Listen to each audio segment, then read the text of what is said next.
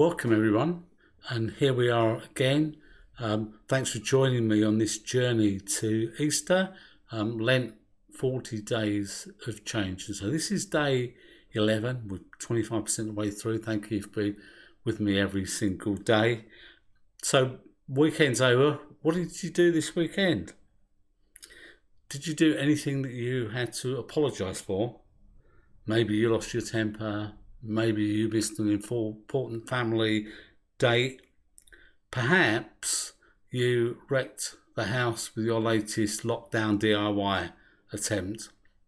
I'll never forget the first house that Pauline and I bought, and we went to have a look around, and the owner of the house took us into the kitchen, and his face was beaming, and he showed us his kitchen, and he said, "Look, I've done this all myself." And you're thinking, yes, I can see you've done this all yourself, with the tatty finishing and some things there.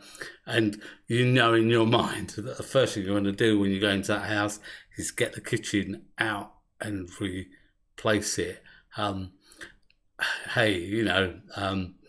He clearly wasn't apologetic about it, but I would have been if I had shown people around and said, "I'm really sorry about this kitchen."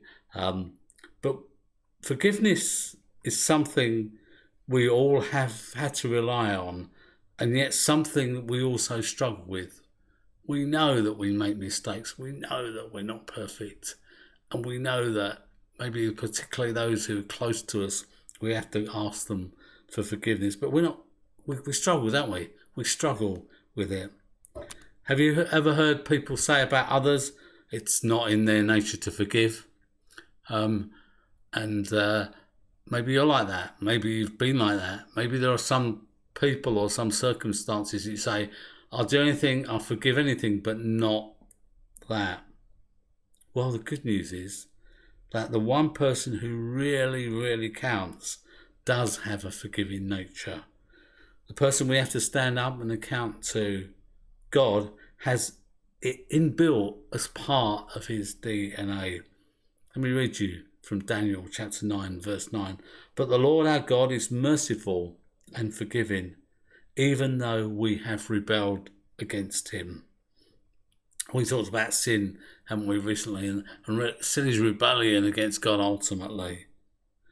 But because that's in his DNA, because forgiveness is part of his DNA, we don't need to be afraid to approach him, because he's ready to forgive us before we even think of coming and asking him.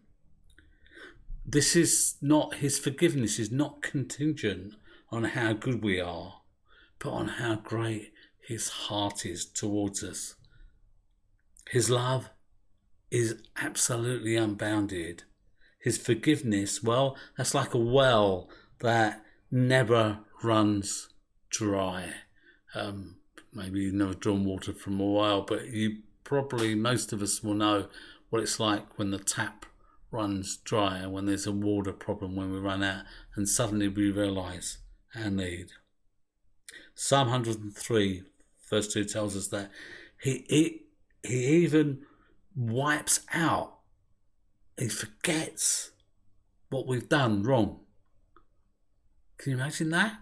How can God forget? Because he chooses to forget. See, that's the thing about will. You can choose, and you and I have that power of choice.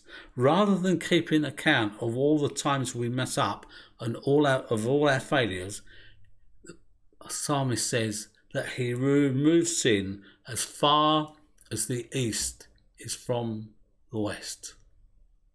That far. So think about that today. Hey, do you want to get your tape measure out or your laser measure out and see how far that is? Think about that today and make sure you don't fail to come to him for forgiveness. He will forget, and then he throws that sin into, if you like, his sea of unforgetfulness, because he chooses to love and he chooses to forgive. God bless you. Have a great day, and I hope you join me again tomorrow morning.